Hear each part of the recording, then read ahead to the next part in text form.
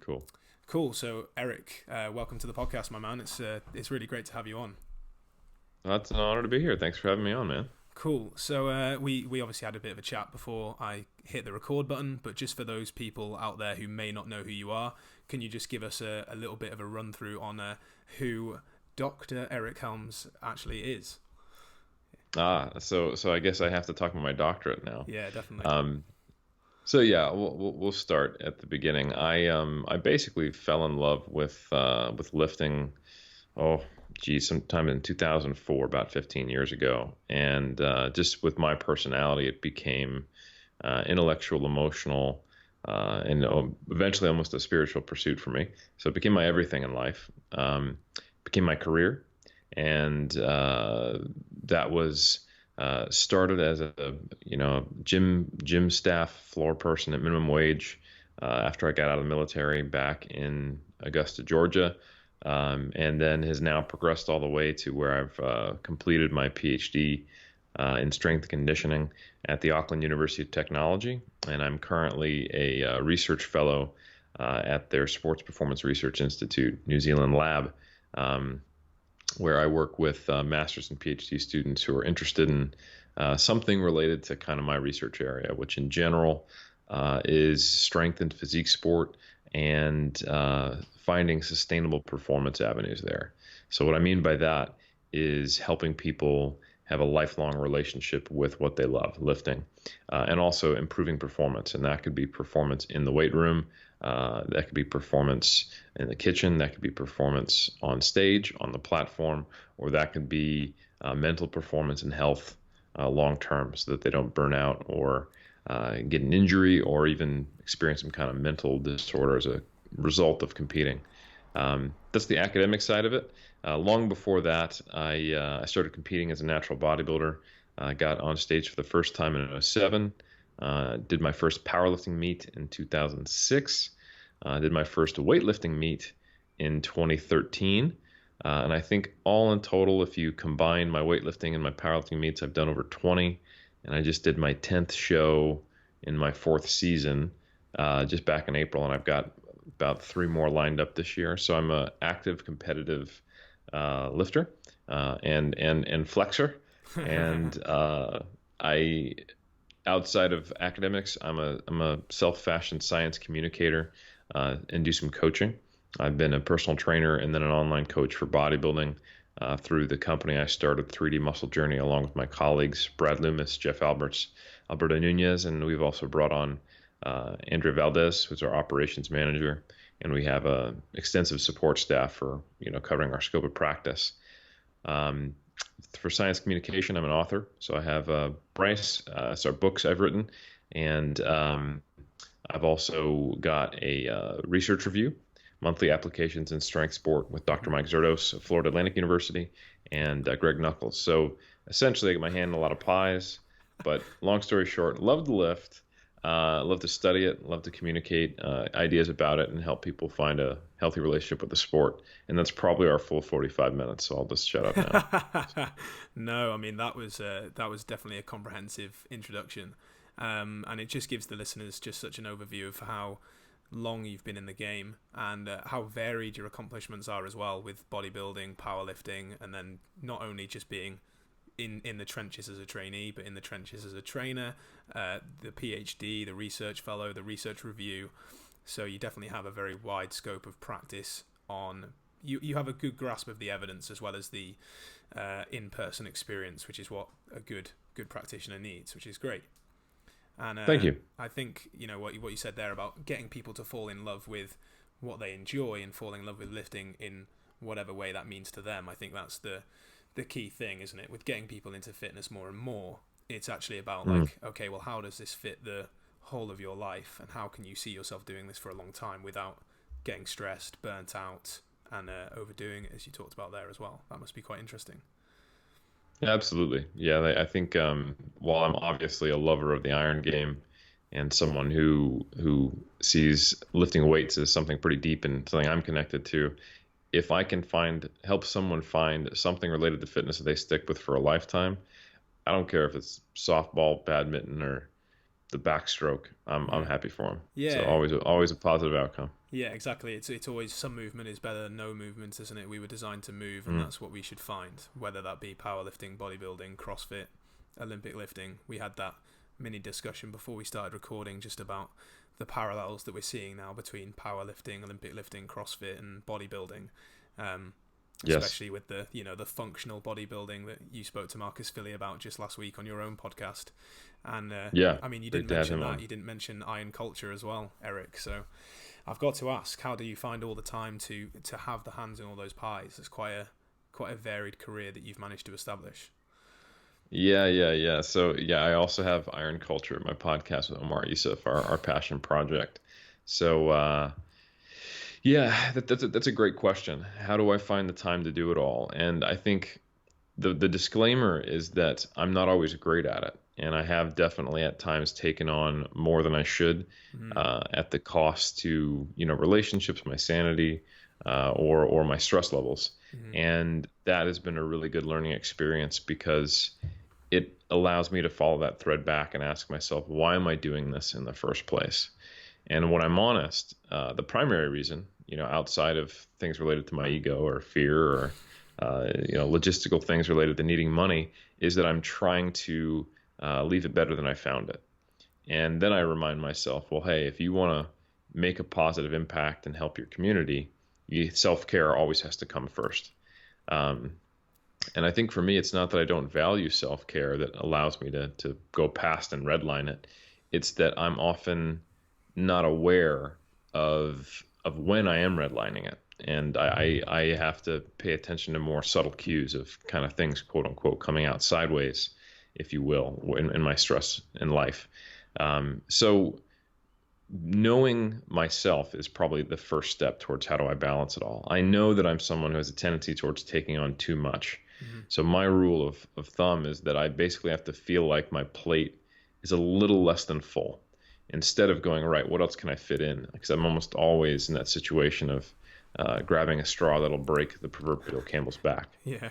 So so that's rule one for me, is keep my plate a little less than full, which always leaves me chomping at the bit a little bit and motivates me to work, but allows me to have the space to have a 4 hour Netflix marathon with my wife if I want to, Great. on a random evening. Yeah. So the next thing I would say, and I've repeated this before, but I think it's worth repeating, is that people typically don't really have a shortfall of time. They don't. When someone says I don't have the time to do that, what they're really saying is I don't have the energy. I don't have the mental bandwidth to do it. Because even at the busiest, you can find a few hours to do something. This is something most personal trainers know if they've ever sat down with someone who has said I don't have the time to train, and you go through their day-to-day hour by hour, and when they're honest, they have like 6 hours in a day. But the reality is yeah, getting your mental focus going to write, to do podcasts, to read research, to coach athletes at a high level and novices at a low level who have different stresses for the trainer to get over and deal with, and to mentor my PhD students, write peer-reviewed research, work on a nonfiction book, and also be conducting research in the lab all at the same time. It requires a lot of different types of energy, Mm, and it requires a lot of energy. So a couple things I do, and we talked about this off camera, is that I keep a Google Calendar for one, and I have things pretty well scheduled out. And more importantly than just the time management aspect is the energy management aspect. So all the things I just mentioned in that kind of list of stuff I do take different types, different levels of energy and brain power. So for example, if I'm doing data entry into an Excel sheet, or writing the next block in a logically structured program where I'm not actually troubleshooting a problem, that kind of energy is not that creative. It's more rote work.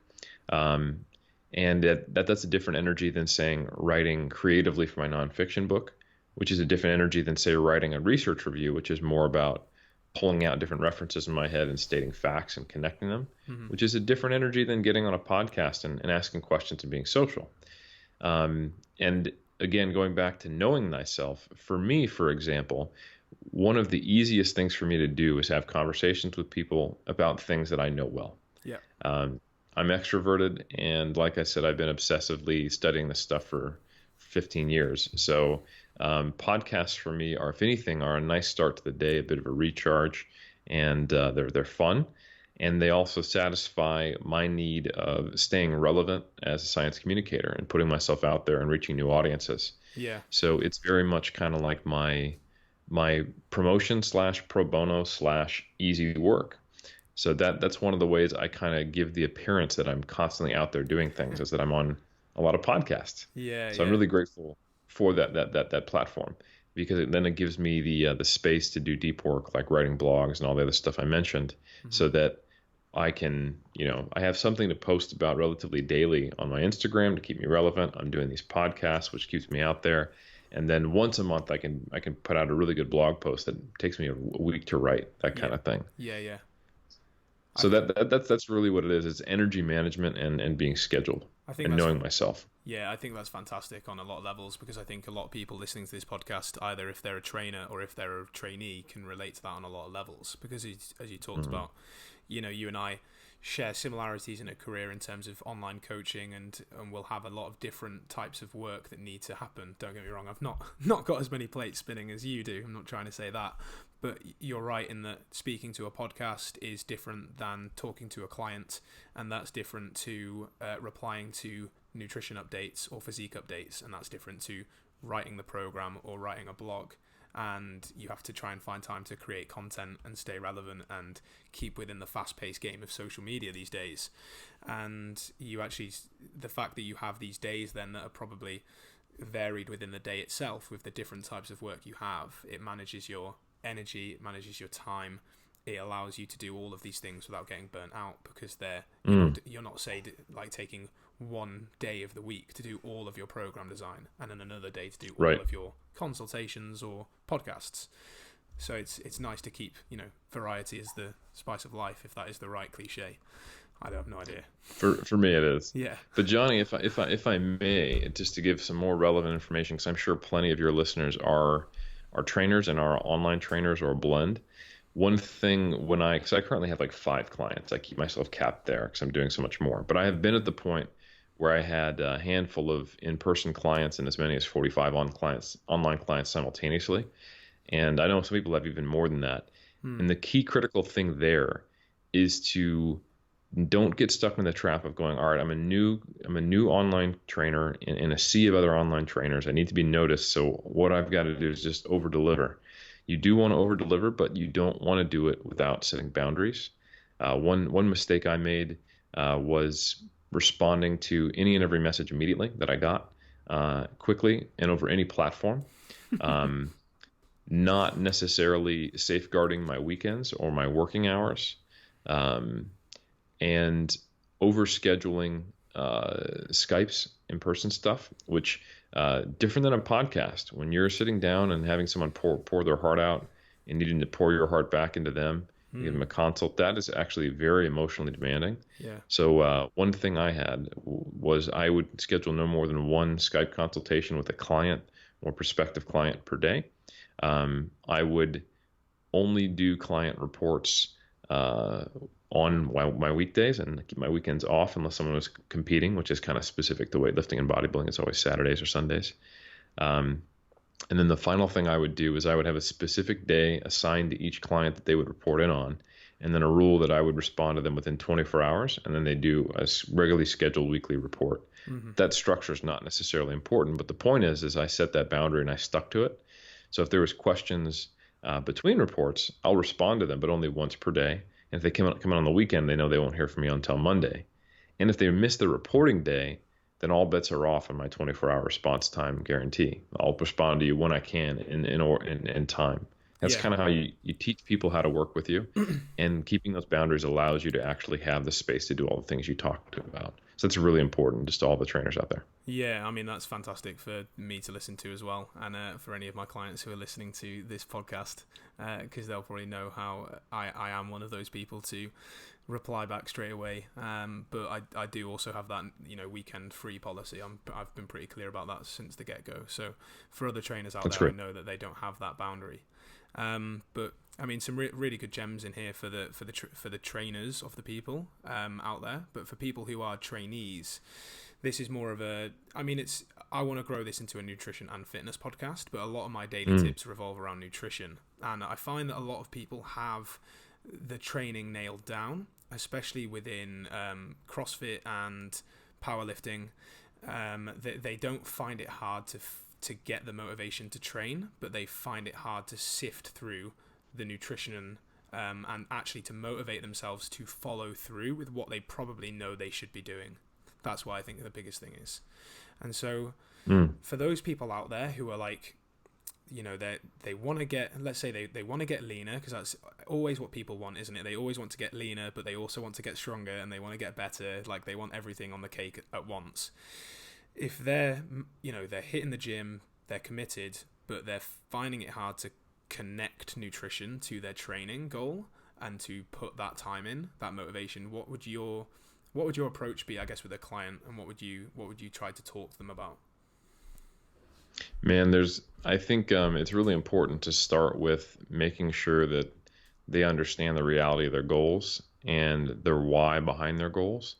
The reason why people are typically better, if we're talking about people who are like getting into CrossFit, weightlifting, bodybuilding, or powerlifting, or in that style of training, why they typically have training, quote unquote, nailed down, is that the science of training is such a minor aspect, of success. Because if you're in the gym training hard, you enjoy it and you enjoy progress, the whole biggest tenets of adherence and progressive overload and work hard are in place. That's a part of it. And that's because training is something you do in addition to your life. It's an add-on. Nutrition and manipulating your nutrition, and that should never be taken lightly, is changing your life. It is something you're taking already existing established habits, things that have meaning, things that impact your health, things that impact your psychology, and modifying them, and potentially harming those things. Which is not true that if you're not in the same way, that if you're looking to find that hour in the day where you can train and you really enjoy it and you're doing it, and you're regularly going in there, sure, you can get hurt, but you're at a much greater risk of getting hurt not training throughout a lifestyle, throughout a lifetime, and as a lifestyle, and being in poor health for not being active. But we have to remember that if someone comes to us and says, hey, I want to be leaner, there's a lot to unpack there versus I want to be stronger. And because I am a weight class restricted athlete and a bodybuilder, I expose myself to potential risk psychologically with my goals. And I also, unfortunately, display a physique that is traditionally thought of as something to be envious of, because I am lean and I'm muscular. So that is often paraded as the goal. But I think as trainers, we need to remind ourselves that there is no moral imperative to be jacked and lean. It's a cool artistic project. It is the goal of being a competitive bodybuilder. And yes, like you said, most people do want to be leaner and sexier. But I think they need to understand what really goes into that and whether or not it is worth the cost. And typically, the first thing I try to do is to get people to connect with their why. And if it comes from a place of not feeling good enough or a lack of self-worth or being at the whim and sort of a victim to the pressures that society gives them, I do the best I can to do some reframing, especially if they are more or less objectively in a body and looking at their pre-screening health values healthy. If they're not in an obese BMI classification broadly, obviously that's not the end all be all. And if they have healthy blood panels, and if they are, could start to reframe the way they see themselves and realize, oh, I am healthy.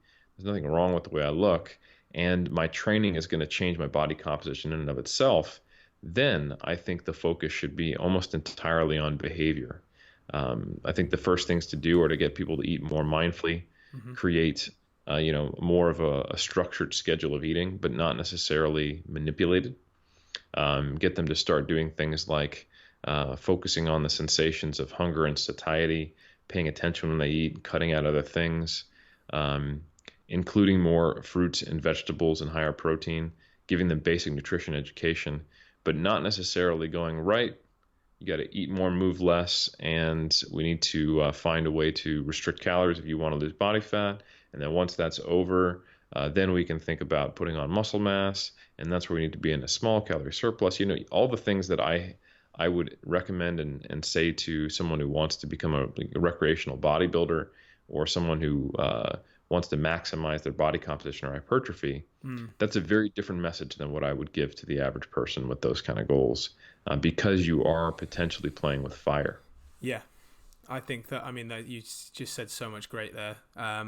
First of all, you talked about that importance of nailing down your why, and also knowing actually what's your goal and what's your purpose in life, because so many people who I work with, and really, the regular person who does CrossFit for for their health and for the fact that they go and have a class with a bunch of their mates and sweat for an hour, a lot of them are in great shape, and then they're not in a position where their health is being compromised at all. They're not in an unhealthy body weight place. But we've got the CrossFit Games as like our pinnacle on, the Instagramification of fitness is what you guys have coined over on Iron Culture, and this is a blessing and a curse, because it's a blessing in that we have reach to so much good and bad information out there, but we also have reach to all of these people who actually are very, very gifted on the genetic side of the coin. And yes, they work hard too, but they don't have the same issues as a 25-year-old young dad who's got a really high-stress job and has never been lean in his life, but likes going to CrossFit. But he's there to see Rich Froning on Instagram and thinks, well, CrossFit's going to get me that body, so I want the nutrition to match. And it's like, well, actually, do you A, need to, and B, are you willing to do what it takes to get there? Because for you, it could be very, very different to what he needs to get there. Absolutely. That's well said. Yeah. And I think that's the biggest thing with... I loved what you said around mindful eating. For those of you out there who are listening, I personally have read a great book on it called The Joy of Half a Cookie. I don't know if you've read it. I haven't, but it sounds... I love the title. Yeah, the title's great. I did a little Instagram post with that very title today, and the whole book's around mindful eating and mindful eating practices, and I was introduced to it a couple of years ago. And all of those things you said there about eating without distraction, eating to a regular routine, eating more protein, more fruits and vegetables, taking your time while you eat. But I think the issue I find with a lot of people is that they think that's too simple. They need something more advanced. Yeah, people do think that, and I think it also comes from more analytical types. Like if you get an engineer in your office, and he's numbers focused, and what I try to remind people is that we actually have this lovely, complex biological system that tells us when we're actually hungry, when we are actually full. And that all the things that have been laden on top of that, and I don't just mean like the Instagramification of fitness or being too busy, but stuff like when you were 5 and you learned you needed to clean your plate, or you had to eat all your vegetables before you could have dessert. We have so many ingrained behaviors that it's actually quite normal for humans to eat for reasons that are unrelated to hunger and satiety. But mindfulness and structure and getting more in tune with those body signals is one of the most important things. So while it might seem quite simple to someone, I think when you unpack it and you explain it to them and you get them to start looking internally, they realize how much stimuli they're wading through before they make a decision to eat, or sometimes how much stimuli they're ignoring before they actually make the decision to eat. Now, I'm going to take a second to talk about research here. So this might get a little boring, but I think it's interesting. No, go ahead. So since people want to look like bodybuilders or like Rich Froning, like you said, or other high-level CrossFitters who are typically, if they're male, they're single-digit body fat percentages, they need to realize what often comes into that. So I'm working on a paper right now specifically about the psychological health of bodybuilders.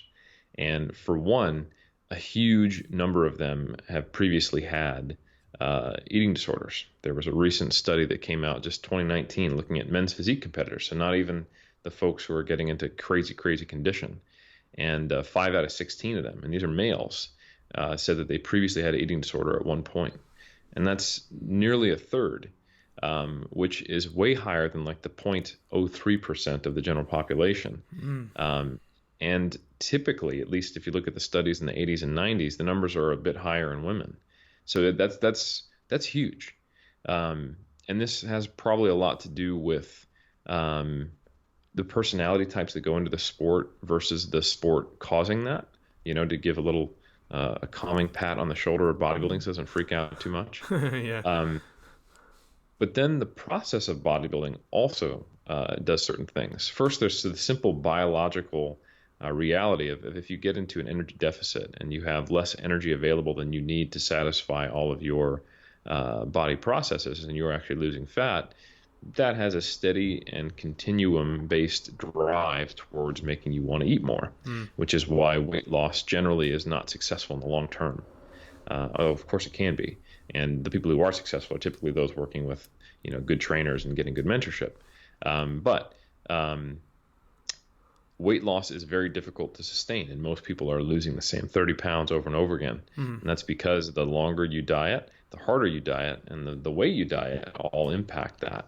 So there's no getting away from the biological drive. All you can do is mitigate it. You can diet on the highest calories possible, lose weight slowly, keep your fiber, your protein, your water high, use volumetrics. You can do things like taking intermittent approaches to diets, diet breaks, whether those are, a couple days or a couple weeks. There's potentially merit to both. And all of that can do a great deal to mitigate some of that. But also the attitude one has towards it, whether they are someone who is exerting dietary restraint in a more flexible manner versus a more rigid manner with good and bad foods, food elimination, fasting for a whole day, etc., or part of a day. All of these things have different relationships with how successful and that weight loss maintenance will be. But one of the things that also contributes to it in some studies, but not all, and in certain populations, but not all, is your reliance on external versus internal cues. So an external cue would be modifying your nutrition based on your body weight, based on visual checking in the mirror, based on and then changing things quantitatively. So let's say tracking things in MyFitnessPal, having either a meal plan you adjust that has certain weighed targets and foods and sizes and amounts, or macronutrient targets. Even if if it fits your macros, it's still external. And there is a fair amount of data showing that the more you rely on external stimuli, the less connected you are to your internal. If it's a replacement for them, they can be used in conjunction. And in at-risk populations, folks with eating disorders, it may exacerbate some of those issues. So I think it's really important to understand that those tools should only be used in a way that complements your internal stimuli, or cues rather, and they should probably be whipped out only in the case when all the other stuff hasn't worked, all that behavior change and structure we talked about, increasing mindfulness and awareness. So I think if you can express all of that, but of course in layman's terms without having to cite research or scare them to a client to help them understand the complexity that's going on there, and then you give them a lot of tools and a lot of practical information around what does setting up a schedule look like, and what are the foods that, because there's a lot of nutrition education we sometimes assume as trainers that clients don't have. Yeah. Like the average client thinks nuts are a good protein source. Yeah. The average client doesn't always know the difference between a fruit and a vegetable, and sometimes thinks fruits are bad. The average client doesn't know what lean proteins are. Doesn't know what an appropriate protein intake is. And they're not necessarily aware of how to read nutrition labels. Even I've worked with some strength athletes who have kind of reframed my assumptions. So we had a client one time who was just reporting that he was absolutely starving and really couldn't follow the diet and was just barely making it through training, couldn't figure out what was going on. And, he was on a macro-based plan, right around, I think, 200 grams of carbs, 200 grams of protein, and 60 or 70 grams of fat. Nothing crazy.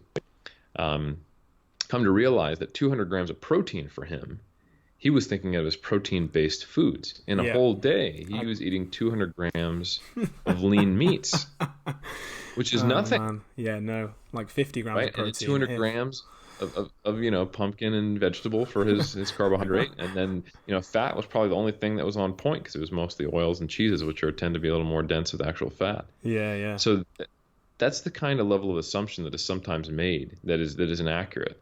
And some of the things that I used to do when I was working with clients is one of our first sessions is we'd go grocery shopping together. right. Actually take the person, that you have an hour-long session, show them how to shop, show them what do you normally buy? Well, here's a good replacement. How do you normally do this? Well, here's a good replacement. Although you like to go out to eat and do this, there's some basic culinary skills that people need to learn sometimes. Yeah, yeah, So I think while it may not necessarily be complex information and give them quantitative data, there is a lot to be done. And there's a lot of pastoral care, if you will, that a trainer can impart by focusing on behaviors, processes, education, and structure that will get people really farther than you may realize before you have to start whipping out the food scale, MyFitnessPal, body weight scale, yeah. and quoting different studies for grams per kg of protein, carbohydrates, and fat. It sounds like you've just been looking at my content. But no, in all seriousness, yeah, there's so much good there. I think a lot of people feel that they are beyond the basics, and then when you get into the nitty gritty of their lifestyle, you actually look, well, you're sleeping 6 hours a night, your habits are all over the place, you don't have a set routine with food, your training might have a set routine, and so you think to yourself, well, you're not feeling great for training because actually you're under eating here because you're trying to push yourself in an energy deficit, but you're trying to do it without maybe the right structure in place. I think the biggest thing I find with working with CrossFit athletes specifically, because we're probably going to get more of those type of listening to this podcast, is that they have come from a background where they've probably done some kind of clean eating challenge or paleo diet, because that is the nutrition mantra that's passed sort of through the education of CrossFit to the trainers. And then there's a lot out there.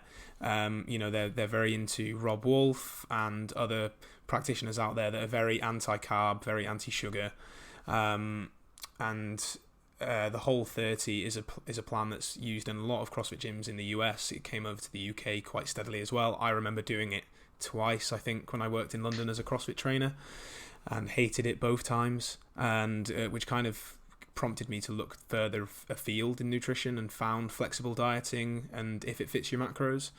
And so I do find that a lot of CrossFitters say, well, I have this education more than a layman in terms of what proteins are, what vegetables are, what fruits are, what nutritious food is. But I think what lets them down is knowing the quantity, that quantity does matter, and having a better relationship with food, because they do have this good versus bad food mindset. Yeah, there's a fair amount. Anytime you're working with a specific niche population in fitness, there's a fair amount of chance that with each client you might have to do some education, if you will. It gets them to unlearn certain rules that they believe. Some of those are bigger picture philosophical issues, and some are just kind of fact-based stuff. And the fact-based stuff is easy. And a good trainer who keeps up on his continuing education is going to be able to field no, there isn't any crazy shift in metabolism, or regardless of energy intake, if you eat after 6 p.m., you're going to gain body fat. or no, the carbohydrates don't turn directly into fat. Or, you can field the scientific questions. But I think the philosophical ones are the ones that deserve more attention. So are there good or bad foods is often one that I will have a long conversation with clients. And the goal is to get them away from seeing things in black and white dichotomous terms rather than debating each specific food. Yeah. Because if they understand that the dose always makes the poison, and that there is no food on the planet that eaten once, regardless of portion size, is going to have a negative or measurable impact on your health, but that having a dichotomous view of foods can have a measurable impact on health and psychology. That's the first step. And one of the mantras I often tell people is there's no such thing as bad foods, there's only bad diets. Yep. And it is much more about what habits do you execute regularly and what do you do. And understanding that primarily all the foods that fall under the quote unquote bad list, when we look at them objectively, they aren't bad. It's at worst, they're what you could describe as a quote unquote empty calorie. They're something that provides energy without necessarily micronutrient density or, phytonutrients or zoonutrients or phytochemicals or polysterols, etc. But that if you construct your diet in an inclusive versus exclusive way, which is the shift I try to get people to make, once we understand this whole no such thing as a bad food concept, then we go, right, so what does a healthy eating plan that supports your training look like? Well, okay, let me think. What do we need to include? You don't support performance by getting rid of things. You support performance, and I mean human performance in general, by including things. So that means, okay, we need to cover our micronutrient basis. So how many servings of fruit and vegetables should we try to get per day? How many meals might we need to eat based on your schedule when you train, how long?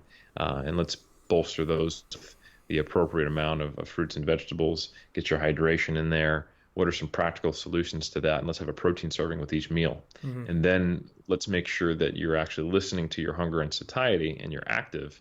And that should help you scale each one of those meal constructs to the right portion sizes. Yeah. Then we can look at, okay, if you're specifically needing to fuel for performance based on how you're training, we can also get some, carbohydrate timing in there, which depending on the CrossFitter and their level and how long they're training could be relevant, might not, depending on hopefully the periodization they're using to train all the different modalities instead of just WODs. So all of those pieces come into play, but none of that can happen if you don't get the buy-in on that whole good food, bad food messaging and an inclusive versus an exclusive diet and getting away from dichotomous thinking. Yeah. I have a funny story of how because bodybuilders have a similar but slightly different culture around that. It'll definitely be the clean versus dirty, but it typically doesn't look like paleo. No. It's typically you're not chicken and into rice, many that type of thing. Yeah, it's typically not low carb, and if it is low carb, it will be among typically not bodybuilders from the UK, which is interesting. But anyway, North American bodybuilders during prep you'll find a fair number that go low carb, but not in the off season. So it's more so kind of these seasonal differences. But there is definitely a clean and dirty list, right? So there's the list of foods that is bodybuilding approved, and it's not based around consistent food groups. Like, you might be cutting out, gluten and grains, but oats are fine. Generally things that have more color are better, but unless they're fruit, that kind of thing. Yeah, like, can't have fruit. We can't have a white potato because that's somehow more processed than a sweet potato. And I'm like, is it really? CrossFitters believe that one too. Yeah, even though they're just both potatoes, right? And they have nutrient values. Yeah. If you look on the Whole30 list, the sweet potato is there, but the white potato is banned. I remember that confusing me back when I did it as well. And dairy is not allowed, but butter in your coffee was. So, because of that magical healing elixir that bulletproof coffee is. But I think a lot of CrossFitters things get passed down. Yeah. So sometimes people need to experience it though. So the trick I was referring to is that I would give a simple meal plan to a bodybuilder that included a Snickers bar. Okay. And not even post workout. So they couldn't even convince themselves of an insulin thing or something. But it would just be worked in. Yeah. And then they would say something like, well, why wouldn't I instead have X, which is better? And I'm like, because you don't get extra credit for micronutrients. And this isn't a zero-sum game each time you eat. We're not comparing, like you see in the memes, an apple to a Snickers bar. Your whole diet, you have an apple or two or four. You can have a Snickers bar. Yeah, but I don't want to eat that junk. Why is it junk? You just follow the thread until they're left with well, I basically have a moral aversion to this food. And I go, well, is that healthy? And I go, well, probably not, you know. And maybe Yeah, that's why you binge on it after your shows are over, you know, that's the because key. you're holding yourself back. Yeah, Yeah. yeah. I think that's such a key point because I think a lot of CrossFitters will find themselves in a position where they're eating too clean. Mhm. Because clean eating actually doesn't mean a thing. And I've come under a bit of fire from taking the mick out of it in my content, and talking about sugar addiction. And we can have another episode where we talk probably about sugar and insulin and that in a bit more detail for those who are still sort of very married to the Gary Taubes way. But it's Sure. it's so important to get around that mindset of like good versus bad food, because these CrossFitters will find themselves eating very low calorie, very low carb, quote unquote too clean, and then they'll find themselves probably binging on the weekend because it's the weekend. And I think with Yep. most people I've worked with, they're desperate to go onto macro tracking because they believe themselves to be more advanced than the basics, and they want to know sort of. They always say like they want to know what to eat and when. But really, it comes down to that balance of food. Is what they're having is that they're having too little and then too much, and they're just ending up at maintenance. Yeah. Yeah. And it's a tough thing, man, because when we try to shift our community's perspective around the problems with clean eating, we also don't want to throw the baby out with the bathwater. Mm. Um, one of the things that came out of the If It Fits Your Macros community, which caused problems and is still causing problems in kind of that world, in the bodybuilding world, is kind of what I would call the freestyle approach to If It Fits Your Macros, and a lifelong adoption of it. Mm-hmm. So that the only rule that exists is I can have whatever I want, which is great. That's one positive aspect. You're not restricting yourself or seeing foods as good or bad, so long as I hit these three numbers. And I will do that in season and out season all the time. But I'm uncomfortable with the idea of going to a restaurant. I don't like to be surprised, because if I've already had most of my macros and you ask me to have a meal, I can't do that. I have these three numbers on an arbitrary pedestal and a 24-hour period on also an artificial pedestal. Yeah. Um, and I get freaked out if I don't have a scale with me. And in general, like I don't really know what to do with alcohol because it's not protein, carbs, or fat. Mm. And so Yeah. Yeah. or I need rules. So, and all these things can create a slightly better but still disordered eating pattern. Mm. And it especially if that prevents you from creating structure, that's problematic. Um, because then the only thing you have is these three numbers, Mm. and that doesn't give you the flexibility when you're outside of your well-contained, like, just like meal plans. Yes, I was just It about to draw can, that you know how to, correlation. Yeah. yeah, it can when you know how to go to a grocery store, when you get somewhere, etc. But the it forces you to make a lot of decisions too on Mm. a day-to-day basis. And it doesn't provide a ton of consistency, and it's not really great for building habits. Every day becomes a numbers game, Yep. which can be fun, but especially for someone who is trying to stay too lean and too focused on food, it becomes this constant hunter-gatherer, three-driven number foraging process of hanging out in front of the fridge and having these long meal times, and you know scoping out while you're looking at MyFitnessPal and window shopping when you go to restaurants and grocery stores. Mm. And you can't just sit down and order fish and rice and vegetables and enjoy it, because you're trying to get these calorie flavor bomb combinations that hit your macros but are still delicious. And I think Yeah.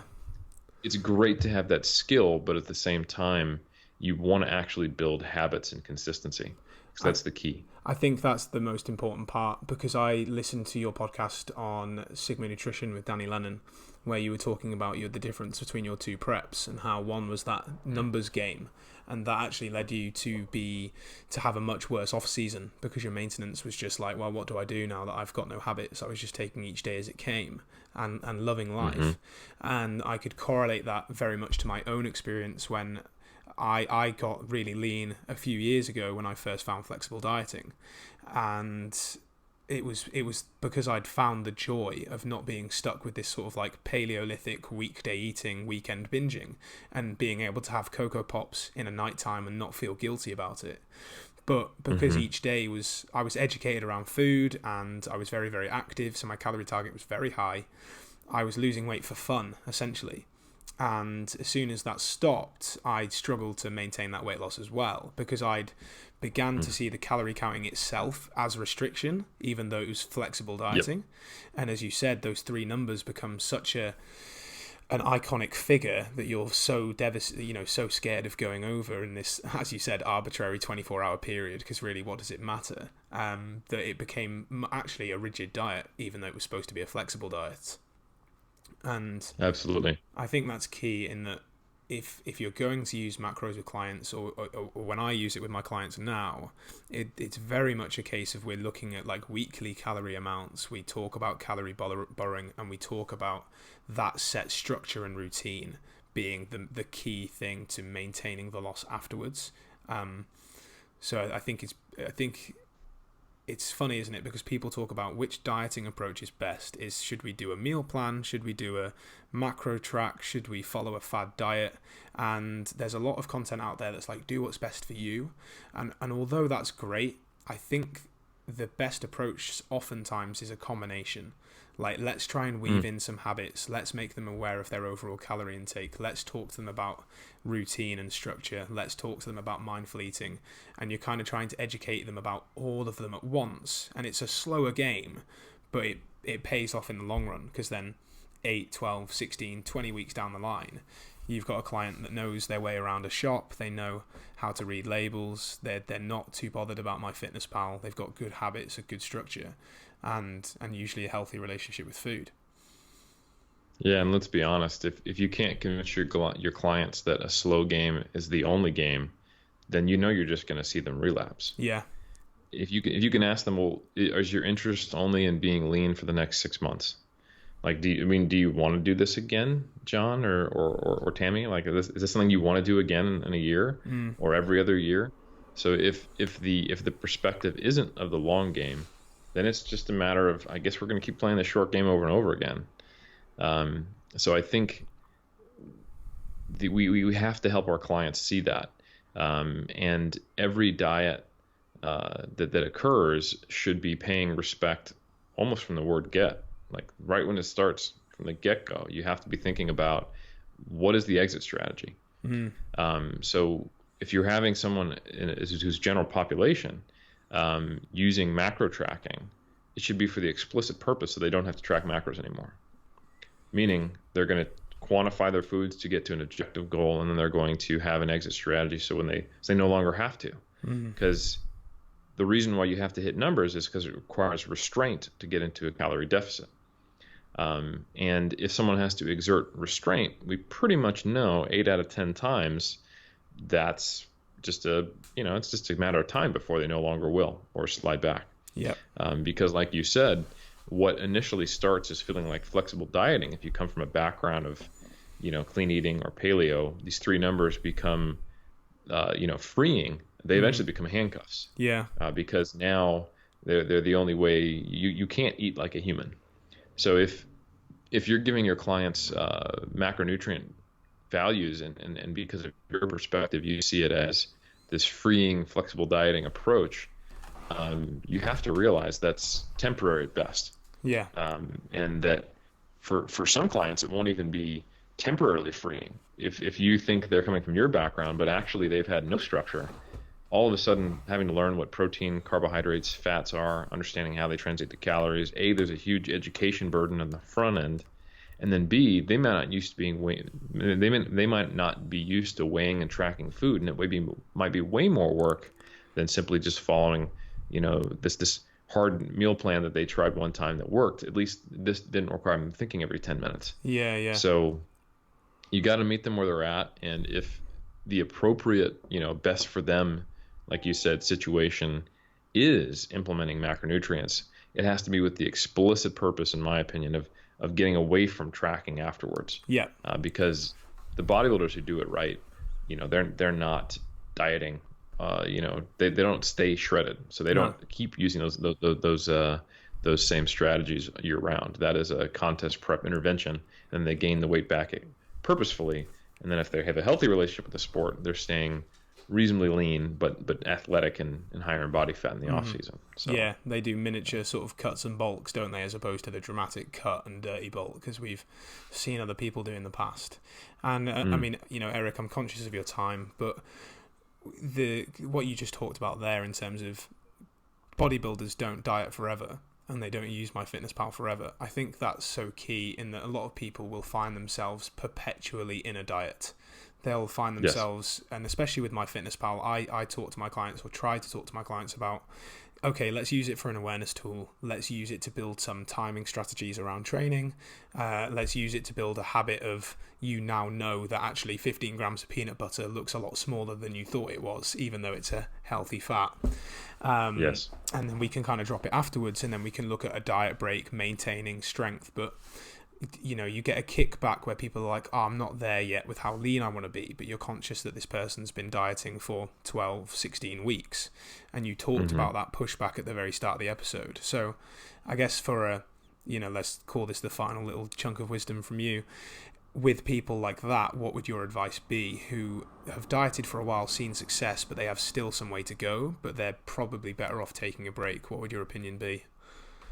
Yeah, that's a really good question. And I am also cognizant that I kind of spent a lot of time taking tools away from trainers here, where they went, oh shit, well, I know how to diet my clients with macros, but now I'm aware of the problems with that. I'm not sure when I can use it, and now I'm just going to be lost on Monday. Yeah. So I think you framed it really well. If I was to kind of take someone through the step-by-step process with the type of client you described, the first thing they do, they come in and let's say they've got 40 kilos to lose. And that is an explicit goal of theirs. They have, poor blood work, and they're in the obesity category, and they're motivated. And, to be honest, you don't get to a place of being in that state if you are doing intuitive eating and you're connected with your hunger and satiety. You're eating for other reasons as well. It's just different than the person who's struggling with an eating disorder, for example. So anyway, this person needs help. And the nutrition education component is where the tracking comes in. So having them start by tracking their food without even having the intent to modify it is where I would start. Going to the grocery store with them, teaching them about the basics of calories, energy in, energy out, macronutrients, and then helping them set up a structure. All that stuff I would start with. And this typically causes some level of weight loss in and of itself, because the side effect of tracking is mindfulness, because you have to think about it each time. You're aware of it. And I also have them track their feelings and emotions related to when they eat, why they eat, what they think about it. That gets them kind of out of their lizard brain, if you will, and just reacting to stimuli and thinking about it. Like, oh, am I really eating because I'm hungry right now? And getting them to then reflect on how they feel. So all of that stuff is where you start. And that has the side effect of just, even just two weeks to 4 weeks of tracking foods, weighing foods, but not necessarily purposely modifying nutrition, and writing down when and how you feel, and then getting this concurrent education does a lot to change behavior, or at the very least, it lays the tracks for the future success. And now what will often happen is they'll stall. They will lose some initial weight, settle into some new habits, and they'll be training with you as well. They'll see body recomposition. They'll actually lose a substantial amount of fat without ever being told to go into a calorie deficit or enforce it. But then they will often want to take it further. And sometimes they, from a health perspective, would benefit from that. Sometimes it's more of just a personal goal, and we're there to support them either way. So the next step is to potentially enforce the calorie deficit and have them quantify it. And on the front end, you have to explain to them that, look, this is unsustainable. That's just we're going to do something that's not sustainable. So that means from the very start, we have to have an exit strategy. And I want you to get practice at maintenance every step of the way. So we're going to do this diet in chunks. So, with General Pop, I don't like to diet them any more than, say, 2 months at a time before then taking, a week or two off. Right. And I think that's the way you frame it. I often ask them, hey, when do you get the oil changed in your car? Do you wait until you're broken down on the side of the road and go, yep, time for an oil change? Or do you do it preemptively? And I explained to them that's basically what happens when people follow diets. They follow it until they literally can't follow it anymore, binge, hate themselves, and then repeat the process. Yeah. Instead of that, let's actually go into a controlled period of eating it where we think maintenance is. Mm. And all of a sudden, it makes the diet feel so much more sustainable. Because you're thinking, when you don't go through this process, man, how can I keep this up? How can I keep eating 150 grams of carbs per day? I just don't feel satisfied. And then when you go to maintenance and you're at 300 grams of carbs per day, it seems much more doable. And all of a sudden, the numbers, the portion sizes, and you feel like you're cheating and you're not gaining weight, but you're not cheating. You're like, oh, this is actually the target. So it gives you the opportunity to really, oh wait, that siren goes by. Gives you the opportunity to really kind of ingrain the habits in a different perspective, rather than I'm willpowering my way through this diet. Now it's, oh, I'm thinking about how this diet might translate into my life. And I think you really have to facilitate that as a trainer. Like, okay, so you really struggled to have your protein be higher and to keep your fruit and vegetable count up when we weren't tracking, but now you're doing it because you have targets, and that's kind of the only really thing that fits all the guidelines I've given you. What would you keep in when you weren't dieting? Like, oh, I could force myself to do this. No, not what could you make yourself do once this diet is over. What would you have no adversity to? What's the path of least resistance? Which of these behaviors are something similar? What foods can we bring into your regular eating that you would be fine with and not feel restrained using to keep your protein up and to keep your satiety levels pretty high? And this, each time you have one of these diet breaks, thinking about it as a way of practicing maintenance, because eventually one of those diet breaks should last the rest of your life. Yeah. Where you do not have to feel like you're dieting anymore.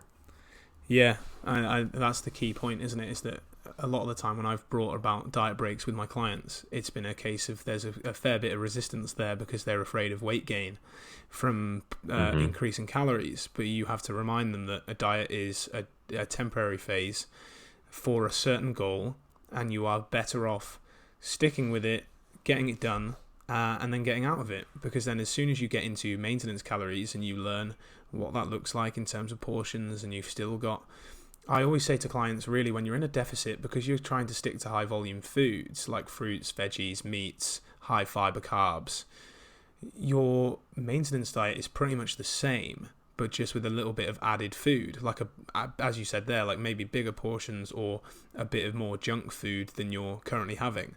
Because just like you, I'll say to clients, have a bit of chocolate each day or at least each week to keep that balance. And so, yeah, I think it's really good for the people listening to this as well to hear that rationale of like, do 2 months at a diet, take a 2 to 4 week break, evaluate, go again. And if we reconnect that to the very start with CrossFitters as well, it's look at your current position, look at how healthy and fit you actually are, think about your why. What is the reason that you actually want to look leaner? Is it because you need to, want to? Is it aesthetic reasons? Is it because you feel embarrassed? Or is it just because it's an ego thing? And at least then they can connect that to what they're going to do next with their nutrition and actually decide whether it's performance or aesthetics that's more important to them, because they're very different goals. Well said. But great, Eric. It's been a great conversation. Thank you so much again for joining me from the future as well. We didn't mention that you are actually in Thursday over in New Zealand, whereas we are here on Wednesday That's night. Right. Just before we close on out, obviously you talked about 3D Muscle Journey and all of your endeavors at the very start, but if people wanted to connect with you on social media or read some more of your work, where are the best places that you could send them? Yeah, you can follow me at Helms3DMJ on Instagram. I tend to produce about daily content on there. For all my deeper work, I would go to 3dmusclejourney.com. That's the number 3, the letter D, then musclejourney.com. And there you can see all of our links to the research review, my books, our podcast, our blog posts. It is very much geared towards lifters. So if you're especially competitive powerlifters and competitive natural bodybuilders, but there's a lot of information for the recreational as well, or it's the lifestyle enthusiasts, as I like to call them. Outside of that, you can also check me and Omar out on our every Monday podcast, Iron Culture. We are on Spotify and iTunes. Yeah, be great to get people to listen to that. I think we have a ton of great content. Cool. And one thing you didn't mention, actually, you've got the muscle and strength nutrition pyramid, training and nutrition pyramid books as well. Yep, which you can find a link to those on 3dmusclejourney.com. Yeah, I've read those myself as well. So for those of you out there that do want a little bit more information on periodization and nutrition that's broken down in a very digestible way, I'd recommend them. But Eric, thank you again for joining me, man. It's been great. And thanks everyone for listening. And we'll catch you next time.